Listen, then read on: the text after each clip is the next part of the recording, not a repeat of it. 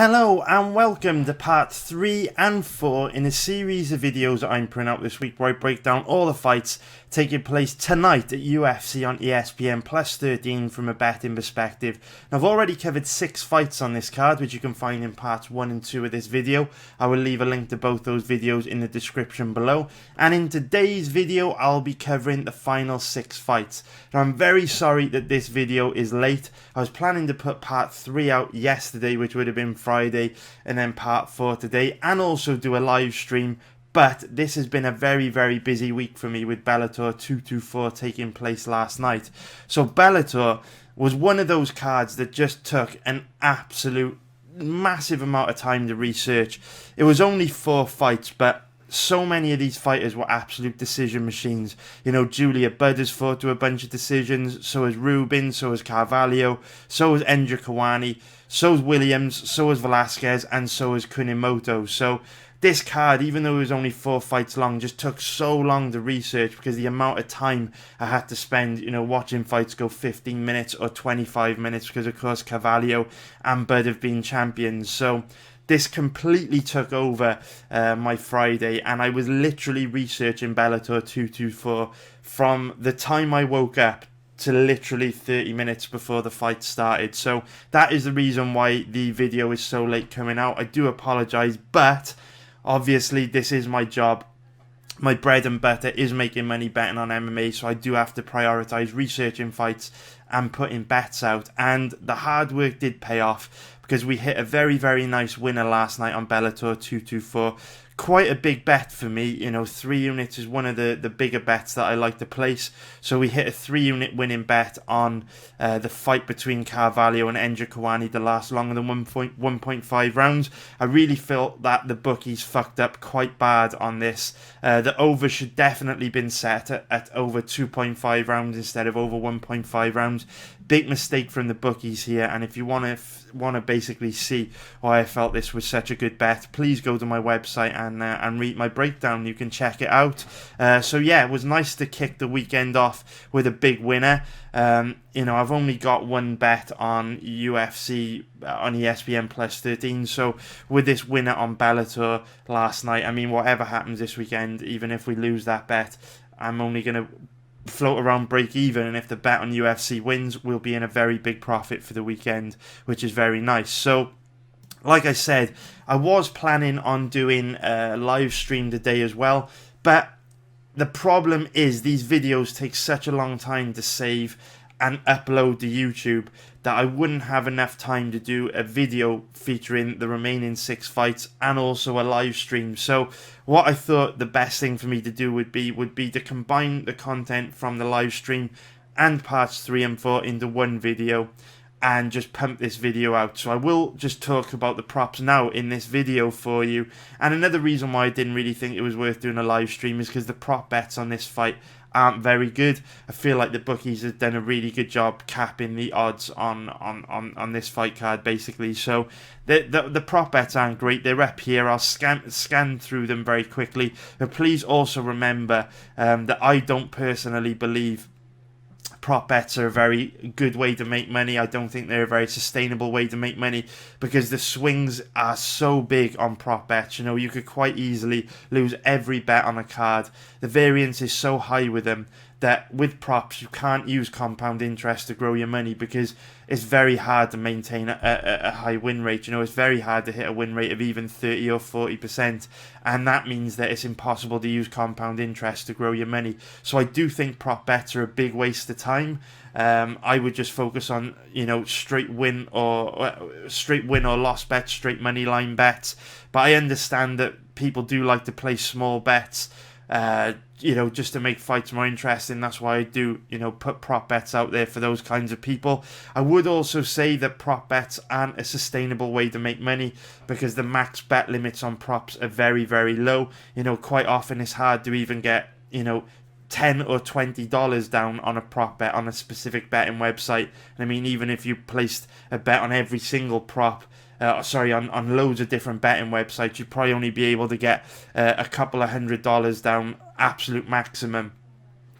And with that being said, I just want to make it clear that if anyone is including prop bets as like official betting tips, treat that as a big red flag, because it probably means that they themselves are betting with pennies, because the max bet limits on props are so small that anyone that is taking this game seriously and making good money from gambling doesn't care about props, because you can't really make any money from them, because the max bet amounts that you can bet are so small. You know, $100, $200 if you're very lucky. Most of the time on most sites, $10 or $20. The one time that could be different is if you have a huge losing balance with a betting site.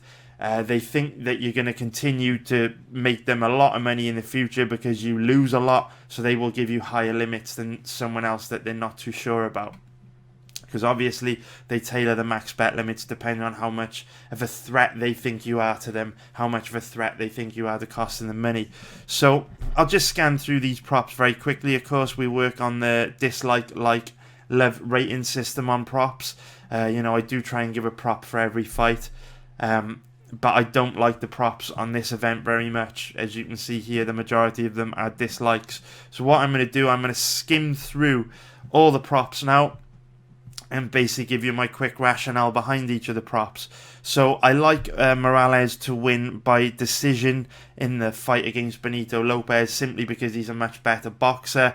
Benito Lopez's style of striking is all based on kicks, and of course the best counter to a kick is a punch in the face. Moraes has good distance control, good boxing, and Benito Lopez, it doesn't really have very good offensive wrestling. It's quite low level on the ground. So I do think that, you know, this fight's probably going to be contested standing. I do think Moraes gets the better of the striker exchanges because he's a better striker, and for that reason I like him to win by decision. Then in the fight between Brianna Van Buren and Livia Renato Souza, I do like Van Buren to win by decision again here, because she's looked absolutely excellent in Invicta. She's the current Invicta strawweight champion. She is the total package, like I said in my breakdown for this fight. She is a very technical striker, very strong wrestler, heavy from top position. We know Souza tends to slow down as the fight progresses. Souza also has that pure Brazilian Jiu-Jitsu background, so she gives up takedowns easily. She's very happy to fight off her back, but at the same time she's very tough, and Van Buren isn't really a finisher. Also, what's interesting is at the weigh-in yesterday, I did expect Van Buren I did expect Souza to have quite a big size advantage over Van Buren, but that wasn't the case. Both girls look roughly the same size, so I think that the stats on sites like Tapology in terms of height must be off. So yeah, I do like Van Buren to win by decision. I just think she's better than Souza almost everywhere. But obviously, I dislike the bet because the odds aren't very good. Then we've got Jonathan Martinez against Pingyuan Liu. I like Martinez to win by decision here, simply because he has a significant advantage over Liu when it comes to striking, and Liu has really bad fight IQ. You'll frequently see him, go for long shot submissions. You'll frequently see him end up on the bottom going for long shot guillotines. I think Martinez has an advantage striking, and with Pingyuan Liu giving up positions so often in grappling exchanges, I just think Martinez has got a better chance of winning, so went for him by decision. Then in the next fight, we've got Ryan Hall to win by decision at odds of 5.0. Darren Elkins he's only been submitted one time in like 30 pro fights by Charles Oliveira, and I know Ryan Hall is a very, very high level, but Darren Elkins is a skilled grappler himself, extremely tough, but I do think Elkins will struggle. Actually, I don't think Right, I'm not going to actually give my reasoning for this bet because it will take a long time for me to give this reasoning. I'm going to be talking about this fight in more detail later on in the video, so we'll come back to this. We'll come back to this because I don't want it to make it sound like I'm leaning heavily towards Hall, because I'm not. I just think this is the best prop bet on the fight because of the odds. So I'll go into the fight a little bit later on. Next fight, Juliana Pena against Nico Montano. I think Pena could win by decision because Montano's takedown defense isn't bulletproof. Pena's very heavy from top position. I think it's quite likely Pena grinds out a decision win, but again, I dislike it because the odds are terrible. Shaman Moraes, you know what? I would actually change my pick on this. What are the odds on Fili to win by decision? Yeah, I would actually go for Fili to win by decision instead at odds of 2.75, just because I think Fili throws and lands a higher volume of strikes per round. I think the fight will be close and competitive, so I think Fili will edge him, slightly outwork him in every round, and is more likely to win a decision. But again, the odds are shit at 2.75 plus 175, so I dislike it. I dislike all these. The odds just aren't very good. Don't feel confident on any of these. Then Cesar Ferreira against Marvin Vettori. Again, I said in the breakdown for this fight that Cesar Ferreira tends to struggle when he's not able to take his opponent down and hold him down. Vettori's got very good takedown defense, quite a decent level on the ground, so I do think Ferreira's going to struggle to take him down and hold him down. Although Vettori's not that dangerous, not that dangerous on the ground, doesn't have that much power in his hands, so I think if he wins, it's most likely by decision. That's the reason why I picked Vettori by decision. Again, the odds are shit. I don't like it. Then another bet that I really don't like, the odds again absolutely terrible, but Carl Robertson, very very high level kickboxer. Wellington Turman stands rigid with his chin up high and exposed. He's wide open to being knocked out, so that's why I took Robertson to win by KO. Again, the odds are terrible. Then the odds slightly better on this. I do like this a little bit better. If you've watched my breakdown on the fight between Josh Emmett and Mirsad Bektic, you'll know the reasons why I kind of like Bektic, kind of give Emmett a decent chance of winning the fight by knockout or TKO. Don't like the odds that much, but it was the best prop I found on the fight. I just think that Mirsad Bektic's entries to shoot takedowns are very reckless. He sets his takedowns up with 3-strike combos, but comes forward in a straight line, his chin up high and exposed. And Emmett historically has been very good with at catching guys that come in recklessly by planting his feet, uncorking that right hook, and then circling off to his left. So I think that there's a good chance Emmett catches Bektic and knocks him out. Then again, I don't think Uriah Faber's going to beat Ricky Simone, but this was the best value prop I could find on the fight. Uriah Faber to win by decision. I don't like it. I don't think he wins. I don't want all you morons to say in the comments, how could you possibly pick that? Simone's gonna win. I agree with you. Simone's gonna win. I hate prop bets. I hate prop bets on this card. I think that the bookies have done a really good job capping the prop bets on these fights. Faber to win by decision is the best one I could find, just because I don't think Simone has the skills to completely dominate in any area. If Faber shows up looking like he did back in 2016 against Pickett, which is unlikely, he's now 40 years old, he's probably declined a lot. But yeah, home advantage, could see him winning by decision. It's not completely crazy. And then the final bet, I do think de Randamie beats Aspen Ladd, but the odds on her to win by knockout or TKO weren't very good. We know that Jermaine de Randamie likes to spend a lot of time in the clinch, which may run the clock down. We know Aspen Ladd is very tough, so yeah, fuck it. Jermaine de Randamie to win by decision at 5.0, just because the odds are a lot better than her winning by knockout or TKO. But I don't like it. And it is also worth noting that these prop bets were posted on my website I started posting them 3 days ago. So these odds that you see are likely to have changed a hell of a lot over the last 3 days. Some of them might have improved, some of them might have declined significantly. That's just the way betting odds work. They change all the time, so they might look a lot different now. But that is it for prop bets. So we will sack that off. And now, just before we go into capping these fights, the 6 remaining fights that I haven't covered, just want to let you guys know that I did actually decide to pull the trigger on Jermaine Randamie. As soon as I saw this, I was watching the weigh-ins live. Oh no, what have we got going on here? Here we go. So I was watching the weigh-ins live, when they took place yesterday. And as soon as I saw Aspen Ladd looking like this on the scales, here we can see her trembling in pain, looking very, very uncomfortable. She can barely stand up. Look at how much discomfort she is in. She's clearly been through a brutal weight cut. And as soon as I saw this, I locked in a bet on Jermaine de Randamie at odds of 2.40, which is plus 140. I immediately sent an email out to my members as well, recommending that they bet Jermaine de Randamie, because let's be real, Jermaine de Randamie is considered by many to be one of the greatest female Muay Thai fighters of all time, and it is difficult to visualize how a young, inexperienced 25-year-old fighter who is going through this much suffering, who has depleted her body this badly, how is she going to be able to perform to the best of her ability and beat someone as amazing as Jermaine de Randamie, 36 hours later? We can see in just a few moments' time when Aspen Ladd has got her clothes back on that she is in a very, very bad way here. Clearly put her body through hell during the weight cut, you know, shaking, trembling, struggling to stand up, and we will see in a few moments' time she looks in a really bad way. So there is a lot of risk with a bet on Germaine de Randamie. Like I said, she's very old. She's 35 years old. She's had almost 100 pro kickboxing, Muay Thai and MMA fights. Father Time has to catch up with her eventually. She hasn't fought in a year.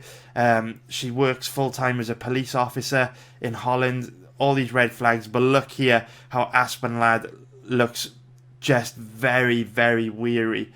Very, very battle-worn. She's clearly put her body through hell during this weight cut. I mean, looks like she can't barely stand up here. She, you know, looks very shaky. You know, can barely stand there to have her picture taken. Look, she's trembling. I mean,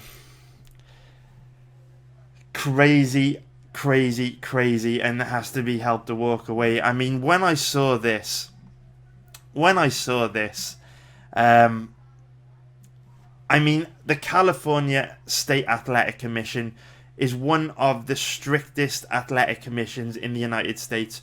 When I saw this weigh-in, I mean, Aspen Ladd looked worse than any fighter I can remember in 10 years of watching MMA at a weigh-in. Couldn't believe it.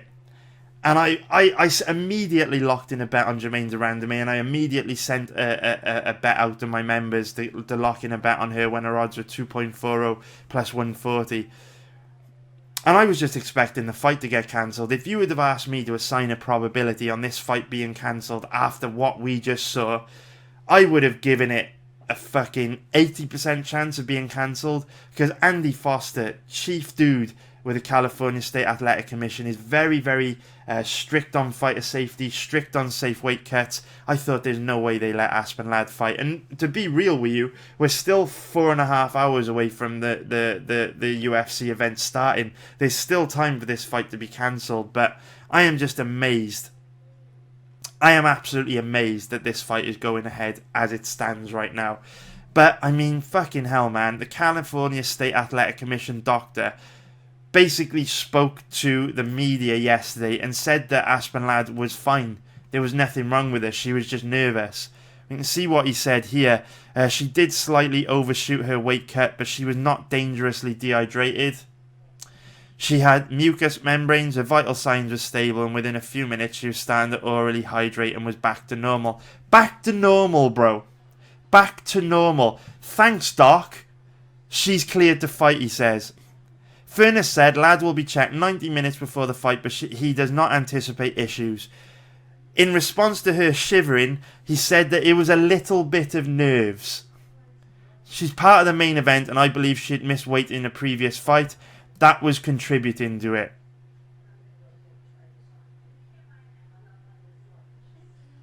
What? You fucking serious, bro? Thanks, Doc. Thanks. She was nervous.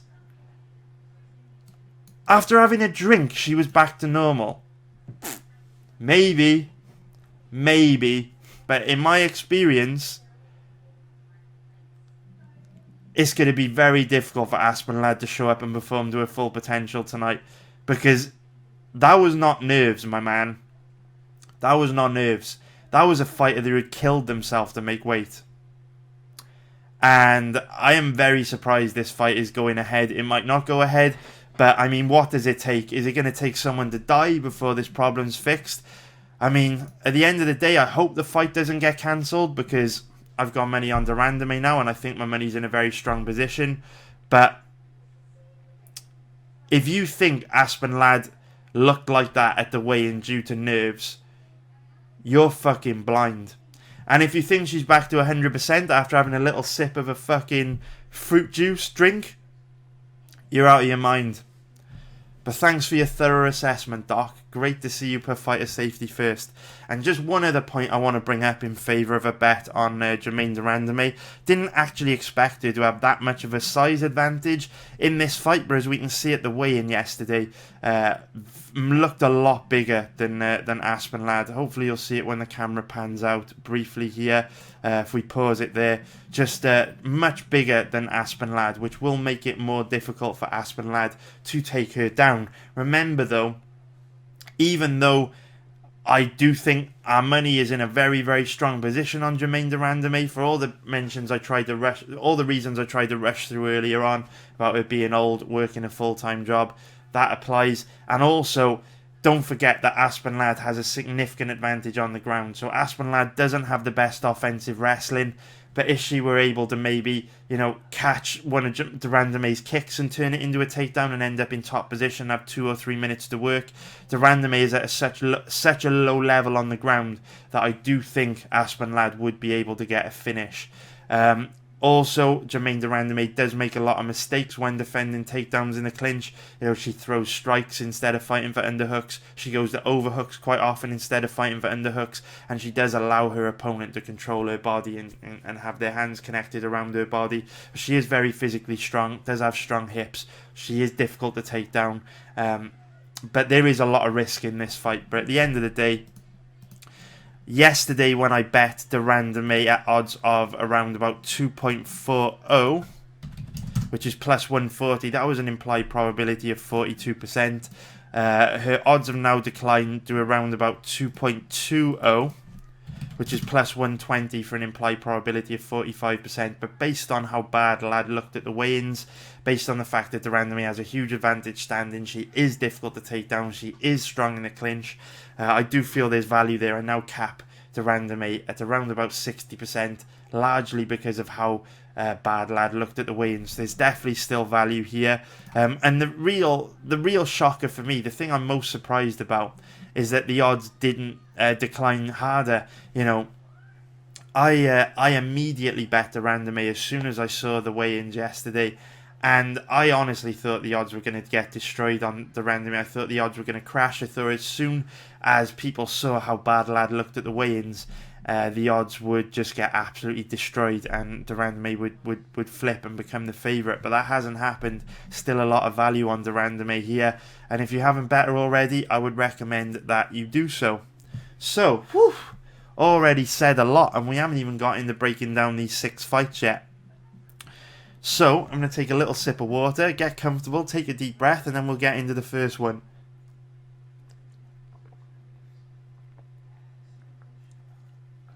Here we go.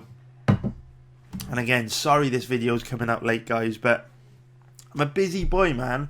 I'm a busy boy. I've got a lot of work, always. Trust me, these videos aren't coming out late because I've been slacking. Hell no.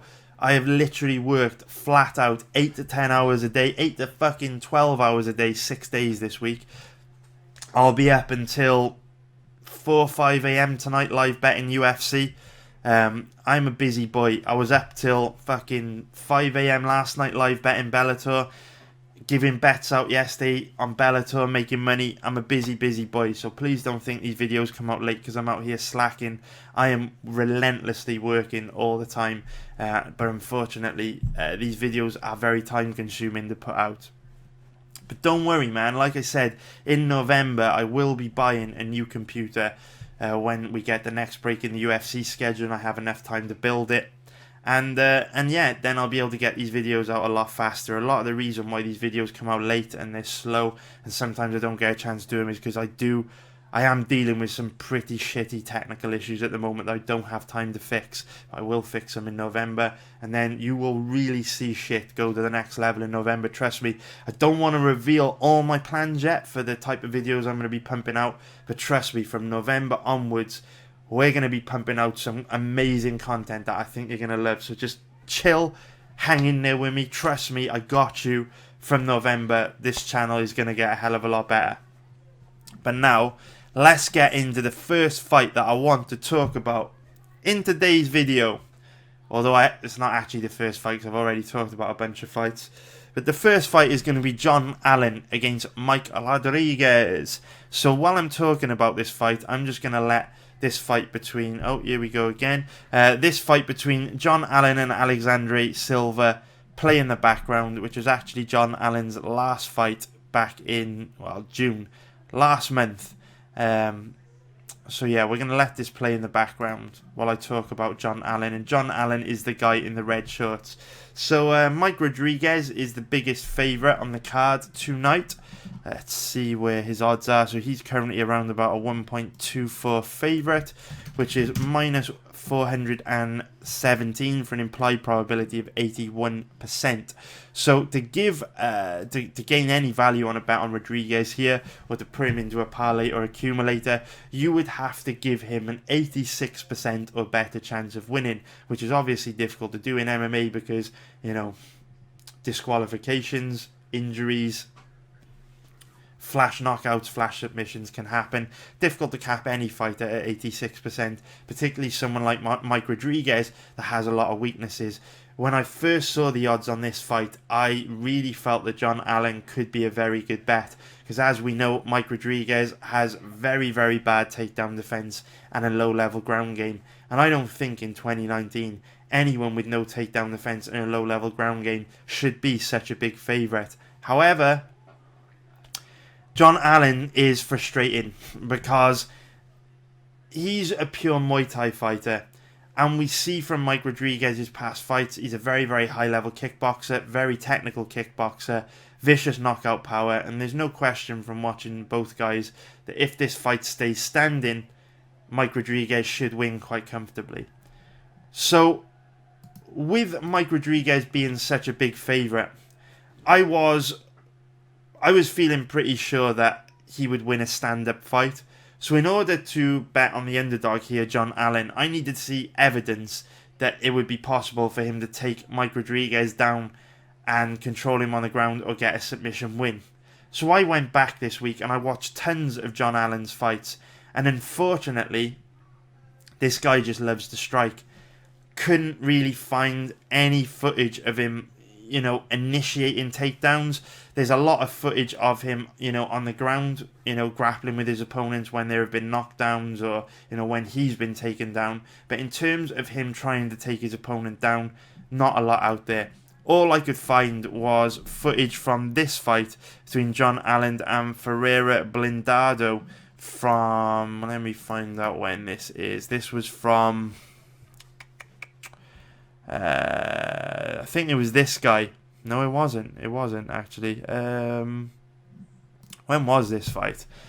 So it was Brada. So it was uploaded in December 2017. Sorry, Ferreira Blindado at Brada Fight Night. So when would this have been? Okay, here we go. So it looks like it was this fight against Adilson Ferreira back in September 2017. So obviously Allen could have improved a lot since then. But I've watched all these fights, 4 fights of his, you know, since this fight at Brada Fight Night, and didn't really see him attempt any takedowns. This is literally all I could find. If I hit play here, John Allen is the guy with a man bun, and we can see his opponent shooting on him against the cage. He then gains control of his opponent's body by connecting his hands together. Oh my god, YouTube is being a bit of a nightmare here. And then he goes for this trip takedown against the cage, but doesn't execute it with conviction, winds up on the bottom. That is literally the only takedown that I could find him going for. Sorry guys, my eye's just getting a little bit itchy here.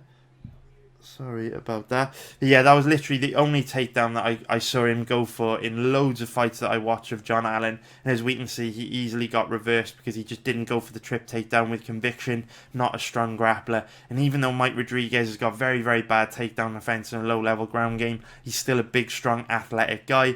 You know, he would easily be able to reverse position in that same kind of way if John Allen were to go for that kind of trip takedown. So Allen isn't a strong enough wrestler or grappler to really make Rodriguez pay for his weaknesses on the ground, and I think that's why Rodriguez is a justified favourite here, because he has a big technical advantage over Allen when it comes to striking. We can see here in this fight that Allen just not particularly dangerous striking, quite flat-footed.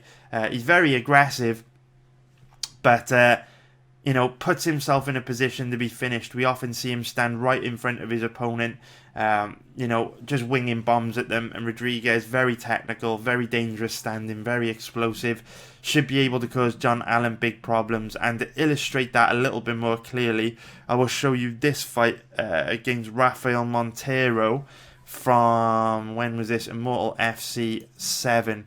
Which would be back in November 2017. I'm sure, Allan's a young guy, 26 years old. I'm sure he's improved a lot since these fights I'm showing you.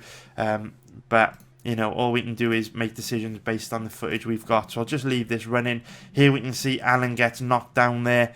If we go back a bit further, we might be able to see him get knocked down again. Let me just work this out, guys. Sorry about this. Believe it might be... No, it's not there either.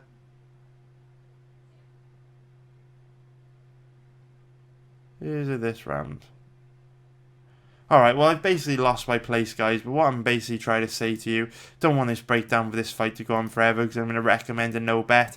But I watched tons of John Allan's fights, and he does tend to get dinged and knocked down quite a lot, because he's one of these guys that puts himself in a position to finish his opponent, and of course whenever you do that, you put yourself in a position to be finished as well. So he does get knocked down a lot and eat big shots. So Rodriguez, much better striker, heavy hands, very technical. I do think that Rodriguez will keep this fight standing, because we never ever see we never ever really see Allan go for takedowns. Should be an easy win for Rodriguez. So now if we go into the next fight that I want to talk about, let's go for Benito Lopez against Vince Moraes. So I did slightly change how I feel about this fight based on the weigh-ins yesterday. If we bring this up, let's find the weigh-ins. Should have been better prepared here. But let's take a look at what we've got. If we search for UFC, I believe it should be this one. This is the... Let's mute that. Let's find this weigh-in here between Lopez and Moraes. So it does change a little bit of what I planned to say. So if we go to... There we go. Okay. So what I did notice that I didn't think would be an issue is Benito Lopez is quite a bit bigger than Vince Moraes here. Here we can see he just looks a more physically imposing fighter, quite a bit taller as well. So Lopez will have a decent size advantage here. That is important to take into consideration based on what I'm about to say, because size obviously matters. That's why we've got weight classes. Benito Lopez does look quite a bit bigger than Vince Moraes, but I was tempted to bet Vince Moraes here, because I do feel that this is a good stylistic matchup for him, because he does have very good distance control. He is a very good boxer. And Benito Lopez, his style of striking is all kicks based. He throws a lot of flashy kicks, but his boxing's at a very low level. Vince Moraes is a much better boxer than Benito Lopez. So I think when these guys come forward and meet in the middle and they start to exchange, I do feel like Moraes will get the better of those exchanges, and he'll be able to back Benito Lopez up with his boxing. Now, I don't expect this fight to go to the ground, because neither guy is a particularly strong offensive wrestler. Neither guy is that skilled on the ground. So I do expect this fight to stay standing. And in a stand-up fight, I give Moraes the slight advantage. Having said that, we've just seen Lopez has a size advantage, which will help him. This is also the Team Alpha Male card. He trains the Team Alpha Male. He lives just a couple of hours away from Sacramento, so home advantage is on his side for this fight. And also, the one reason why I decided not to bet Vince Moraes in this fight is simply because he is quite passive. He doesn't throw that many strikes per round. Sometimes he struggles to put his stamp on rounds, and he doesn't really go up a gear when he's in a close fight. He does tend to be involved in close fights, which is the reason why it is kind of dangerous to bet him unless you can get him at very good odds. Also, he is taking the fight on 3 weeks' notice, and I just don't feel comfortable betting on a fight at favourite odds if they're taking a fight on short notice. Because if we look at the odds, the odds have actually changed quite a bit in the last couple of hours. since I actually planned to do this video. The odds are now around even money, which is actually quite tempting on Moraes here. Even money on some sites, other sites haven't caught up yet, but they probably will. If we look at, the odds on 5 Dimes and Pinnacle, currently around about 1.91, and all betting sites do tend to follow 5 Dimes and Pinnacle. So if we were to go off those odds, Moraes at odds of 1.91, which is minus 110 money line for an implied probability of 52%. That is actually tempting. I would cap Moraes at having around about a 60% chance of winning this fight, and I was going to tell you to pass on him because when I last looked, his odds were 1.71, which was minus 141 for an implied probability of 58%. There was obviously no value there, but now he's 1.91. This is a much more difficult decision to make. I don't want to make it here while I'm on the video without giving it some thought. I'd like to review some footage just to be absolutely sure, but at these odds, Moraes is a lot more attractive. It is probably going to be a close fight. I don't like the size advantage for Lopez. I don't like the fact Moraes is taking the fight on 3 weeks' notice. But I do think this will be a stand-up fight, and in a stand-up fight, I do give him a slight edge. So the odds are definitely interesting. Then those odds have caught me off guard. They must have declined, must have improved very recently. If we take a look, yeah, the chart which actually shows odds movement hasn't even updated yet.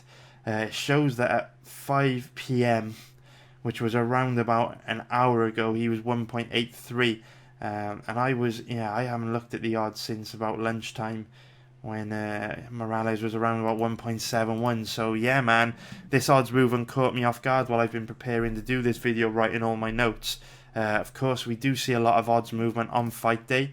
The majority of casual gamblers place their bets on fight day. The majority of money bet on MMA is made up of casual gamblers because obviously there's far more people that bet on MMA that just do this for fun, and the casual gamblers and take it seriously, so their money tends to outweigh the serious money. That's why we see a lot of odds movement on fight day. But yeah, man, I'm going to go back and research this fight a second time as soon as this video is done and make a decision on this fight, because this odds movement is definitely got me tempted to bet Moraes. Now, let us go and let us take a look at the next fight which I want to talk about, which is Pingyuan and Jonathan Martinez. And please, straight off the bat, I want to say that if you like money, please do not bet this fight, because this fight is likely to be total and utter chaos. It's likely to be absolutely mental.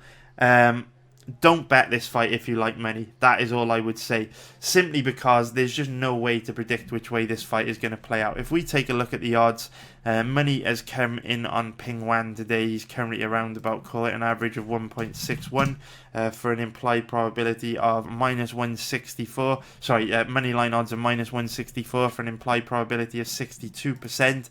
And if we have a look at the odds on Jonathan Martinez, currently around about an average of 2.45, which is plus 145 for an implied probability of 41%. So very, very difficult to bet this fight, just because both guys have big weaknesses and it's basically impossible to call this fight. So if this fight stays standing, do give Jonathan Martinez quite a big advantage. He's got very, very technical striking, very, very nice striking indeed. I give him quite a big advantage when it comes to striking over Pingyuan. The problem is Pingyuan is a strong grappler and Martinez has very bad takedown defense. So this is a fight where if Pingyuan actually fights smart, he should be able to take Martinez down, control him from top position and win easily. The problem is Pingyuan, from what I've seen, never fights smart. He has terrible fight IQ and makes very bad decisions in fights. Pingyuan frequently gives up position, hunting for long shot submissions. You'll often see him, jump on guillotine attempts and end up on the bottom. And that is why he is just not a trustworthy bet for me. This is an easy stylistic matchup for him in inverted commas because he should be able to take Jonathan Martinez down and control him from top position. But you could have said the same about his last two opponents and he made life very difficult for himself. I actually think this was a bad decision. I scored this fight for Martin Day. I think it was a bad decision from the judges. I do think Pingyuan lost this fight. So yeah, this fight's total chaos for betting, guys. Please don't bet it. There's no way to know who's going to win. Again, both guys are young. They're going to be making big improvements from fight to fight. And it is worth noting that Pingyuan Liu is just 26 years old. He's been training at Team Alpha Male for 2 years now. If he had a wake-up call maybe after almost losing his last fight against Martin Day because of the bad fight IQ he demonstrated, and, you know, got with his coaches at Team Alpha Male, spoke to Uriah Faber, and they said to him, look, kid, you're very good, but if you keep pulling guard and jumping on these long shot guillotine attempts and ending up on the bottom, you are going to make life difficult for yourself. Stop that shit and just start favouring top position over hunting for these long shot submissions. You could do really well and stop having to sweat these decisions. If Pingyuan Liu has done that, made that adjustment, and now he uses his wrestling offensively to control his opponents from top position, this could be a good fight for him, but based on past performances, I think it'll be total chaos. I think it'll be back and forth. I think both guys will be in bad positions on the bottom, giving up position. It's just chaos. Don't bet it, guys. It's mental. Neither guy, you know me, I'm always looking for strong positions to put my money, and in my opinion, neither of these guys are a strong position. And wait a minute, feels like I've missed out a fight here. So we've done that one, that one, that one, that one. Fili Moraes are about to do. Okay, that was the fight I forgot to do. Montano against Pena. I thought, Jesus, this video is going to be over faster than I thought it would be. Right, let's get to the next fight. Nico Montano against Juliana Pena. So remember, a big part of my research is studying fighters' past fights, watching footage. The other part is watching weigh-ins, watching fighter interviews, check his social media profiles, that kind of thing. So what I would say is, based on past performances, this is a very good matchup for Juliana Pena because she's a strong offensive wrestler, extremely heavy from top position, and Nico Montano, her takedown defense isn't bulletproof. You can get her down, and because of that, I do think there's a very good chance that Juliana Pena takes Montano down and controls her from top position. But this is Juliana Pena's first fight back from giving birth to her beautiful baby. She is now a mum, and she hasn't fought since January 2017. So a lot can change in 2 years. And in my experience, when a female fighter has a baby, at least in the short term, that absolutely devastates their body and changes it. And what you almost always see from fighters what you almost see from female fighters after having a baby is in their first fight back, they tend to look terrible. If you want to see the best example of this I can think of, go and watch Alexis Davis before she fought Cindy Dandois, and then watch Alexis Davis when she fought Cindy Dandois. So there was a break between when she fought Dandois and her fight before that. She had a baby in between that time, and she just basically looks like a different person. Now what's interesting is since the Cindy Dandois fight, Davis appears to have got back in shape and now performs similar to what she fought like before the Dandois fight. But what you often see from girls that have a baby is in their fight immediately back, they're very, very different. And it's no surprise, you know, having a baby puts a lot of stress on the female body, changes their metabolism, changes their hormone levels. They basically get a completely different body after giving birth. So no surprise that the female fighters struggle so bad to come back and refine their form after having a baby. But that's what makes this a difficult fight for betting. If we look at the odds on Pena, currently around about an average of 1.51, which is minus 196 for an implied probability of 66%, compared to Montano, currently around about 2.80, which is plus 180 for an implied probability of 36%. Now, do I think there's value on Montano? I don't really. Based on past performances, I capped this at around 60-40 in favour of Pena, which means the odds are roughly spot on, because with an implied probability at these odds, you're only getting a 4% margin, which isn't a lot on a very risky bet. So the way I see this fight is, based on past performances, Pena should win quite easily. She should be able to take Montano down and control her on the ground. However, it's risky to bet on her because it is her first fight back off pregnancy. She might look totally shot. She might look completely different, and that would open the door for Montano to win. So an easy pass for me, and let's get on with the next fight. Let's get this video wrapped up. So, sorry guys, sorry about that. Let's take a look at the next fight. Andre Touchy Fili against Shaman Moraes. So this is a very good fight, a very competitive fight. And what I would say is, if we look at the odds, this is another fight which has seen a lot of line movement in the last 24 hours. The odds have completely flip-flopped. So yesterday, Fili was around about a 2.10 underdog, which is plus 110.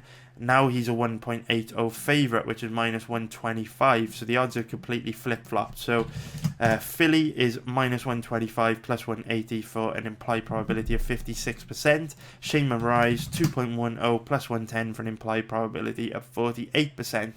So roughly a 50-50 fight in the eyes of the bookies. And I agree with them. No surprise there.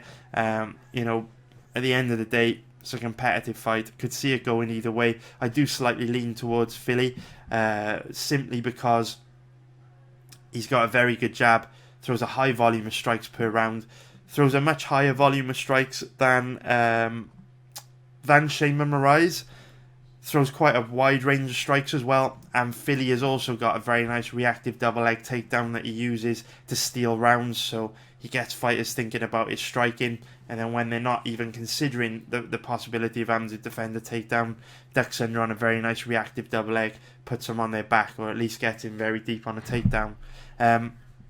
So I do slightly lean Fili here, although Shaman Moraes hits very hard, he's very dangerous, very technical, and we saw in his fight against Julio Arce.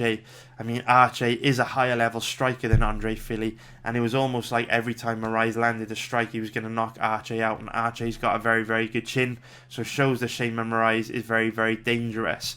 So should be a close fight. For me, this is power versus volume. You know, Fili's got the nice jab, the volume, throws a high volume of strikes, but Moraes has got the power to hurt him very badly. Moraes is one of those guys where you could be outstriking him by a wide margin, and then bang, one punch lands, changes everything. So, do lean towards Fili, but, you know, at the current odds, not rushing out to bet him. I actually am a little bit annoyed. Been very busy this week with Bellator, so researched this fight a little later than I would have liked to. I only researched this fight a few hours ago, and I probably would have taken a shot on Andre Fili at underdog odds, but unfortunately I didn't research it in time. And at the end of the day, that's life. There just aren't enough hours in the day. I'm very busy. I'm constantly working. Just didn't get to this fight in time. It's one of those things. There's only so many hours in the day, and research is a very time-consuming process to do proper research anyway, which is another reason why this video comes out late. Right, final fight. Final fight that I want to talk about in today's video. Darren the Damage Elkins against Ryan Hall. And another very complicated fight. If we bring the odds up here, wow, interesting. So again, we've seen odds movement on this fight as well. So Darren Elkins now a favourite at around about odds of 1.83, which is minus 120 for an implied probability of 55%. And Ryan Hall currently around about an average of 2.05, which is plus 105 for an implied probability of 49%. So again, roughly a 50-50 fight. And I agree with the bookies. Shock horror. Shouldn't really be that much of a surprise to you. I know people complain that I pass a lot, but guys, please understand that betting sites work extremely hard to force you into making bad betting decisions, yeah? They're multinational, multi-billion-dollar companies. When we look at companies like Bet365, the largest betting site in the world, it is no surprise that quite often, more often than not, they set odds accurately on a fight, which is why, if you are placing a lot of bets on a card, you are probably going to lose. Because no matter how smart you think you are, no matter how much you think you know about MMA, the betting sites have a lot more resources than you do, a lot more knowledge than you do, a lot more money than you do, and a much bigger incentive to set odds accurately. Which is why taking the sniper approach and firing off single bets on bets where you find really strong positions is really the only way to make big money in this game. So if you are placing a lot of bets, you're probably not going to make money long term. And that is why it's so important to just avoid fights like this where anything can happen. There is no way to know who is going to win tonight between Ryan Hall and Darren Elkins. The fight is just pure chaos. Because on one side of the coin, Ryan Hall's got loads of weaknesses, right? He looks very, very nervous in exchanging. He clearly doesn't like to get hit. When he gets hit, he looks very nervous. Looks like he wants to not be in there at all. And also when he's pressured or forced to engage, he just turns his back away from his opponent, similar to what we saw Junior Dos Santos do against Francis Ngannou a few weeks ago. It's something that Neil Magny does a lot, a big weakness that Magny has got. And Ryan Hall does the same thing. If you pressure him, he kind of like turns away nervously. And that isn't good, because when you turn your back to a pro fighter, you leave yourself wide open to eating big head kicks or punches. So that's huge weaknesses that Ryan Hall has got. Doesn't like to engage at all. And I really feel like if you are able to pressure Hall and turn a fight with him into a dogfight, he'll go into a defensive shell and just look to survive, and that will enable you to control and dominate. And that's quite interesting, because Darren Elkins has built a career of turning fights into dogfights, right? That is what he does. And I was really, really starting to like a bet on Darren Elkins in this matchup, just because I don't feel that Ryan Hall has a fighter's attitude that's ready for war. Just because, like I say, he visually shows signs in his face that he doesn't like to get hurt, nervously turns his back away from his opponent, and looks very timid in exchanges.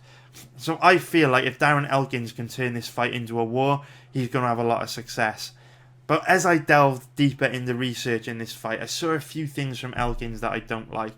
So Gray Maynard had quite a lot of success against Ryan Hall, because Gray Maynard, former NCAA Division 1 level wrestler, and even though he's been on a steep decline for many years, he's still got that explosive style of wrestling that enabled him to quickly explode out of bad positions Ryan Hall was trying to put him in. Darren Elkins doesn't have that. He's not that athletic. He's not quite explosive. And what you see from him is when his opponent is working to put him in a bad position. So, for example, if he's on the ground, instead of exploding out of a bad position, he kind of is slow and laboured, which gives his opponents opportunities to take his back or take him down. And it is those windows of opportunity that I think Ryan Hall's very good at capitalising on. So I've noticed Darren Elkins gives his back up a lot, and Ryan Hall's incredibly good at taking the back and maintaining back control. I mean, here we can see he's mounted this poor guy here, and I'm sure this position was probably established from Ryan Hall taking this guy's back, and then this guy being forced to give up mount to defend a rear naked choke. So what I would say is that I don't think Darren Elkins will be submitted. Ryan Hall's a very, very high level on the ground, but as we can see here, Darren Elkins has had 31 pro fights, and he has only been submitted one time in 31 pro fights against Charles Oliveira 10 years ago. Hasn't been submitted in any other fight. We know Darren Elkins is a strong grappler. We know he's got very good submission defense. I just don't think he's explosive enough to explode out of bad positions that Ryan Hall might try and put him in. And I think Ryan Hall can probably have a lot of success taking Elkins' back, just controlling Elkins from back control and winning a boring, ugly decision. What I would also say is, we've seen Ryan Hall's Elias Theodorou flim-flam style against Gray Maynard and Artem Lobov, where he just stays on the outside and chips away at his opponents with kicks. In order to prevent, and it's fucking annoying, man. Oh, God. So, it's a tricky style to deal with, because technically he is outstriking his opponent, and in order to shut that style down, you've got to really commit hard and get inside and hit this guy. Problem is, Ryan Hall makes it difficult to do that, because as soon as you close the distance and look to get inside, he just rolls to his back or attacks with a leg lock and just falls to the ground. which makes it very hard for fighters to build up any momentum. And you can't build momentum outstriking this guy, because every time you come forward, he's just going to fall to his back and break your rhythm. She's got a very difficult style to deal with, and I don't feel like Elkins is technical enough or explosive enough to cover that distance quickly, get inside and land bombs and really make Hall pay and leave a stamp on the judges' scorecards. The way I think this is most likely is Hall would chip away with a funky kick from the outside, and then when Elkins is kind of like gearing himself up to come forward and strike, Hall's just going to throw another kick and then roll to his back before Elkins is able to get into a range where he can land a punch. And that's why I think this is a difficult stylistic matchup for Elkins. However, I wouldn't bet Hall, just because Elkins is the king of turning fights into wars. He is called the Damage for a reason, and I think if he can find a way to turn this fight into a dogfight, Hall will just go into a defensive shell and look for a way out. So that is it for this fight, this event, guys. I've only got one bet on Jermaine de Randamie. Made a good profit on Bellator last night though, so even if the Randamie loses, at worst it's a break-even weekend for me on pre-fight betting. I will also be live betting tonight's fights, which I can't wait for. I'm going to rush off now and upload this video to YouTube as soon as possible. I hope you enjoyed it. Please hit the like button below, guys, and subscribe if you haven't already. Take care, and I really hope you crush it tonight. Thanks for watching. And again, sorry the videos are late, but I promise you from November onwards, these videos will be coming out much faster, much earlier, and also I'll have loads of different kinds of content for you. So take care, guys. Hang in there, bear with me, and I promise this shit will get a lot better very soon. Too many thoughts on my mind, I can't sleep at night, so I just keep writing. I don't need no help, I don't need opinions, so don't waste my time then. I just been living online, my city don't show me no love and that's fine. Fuck local radio stations, I got more plays than all of these rappers combined. I'm going again, I've been going in, I'm fed up with so many things. I gotta just let it all out, I'm talking about the shit they've been talking about.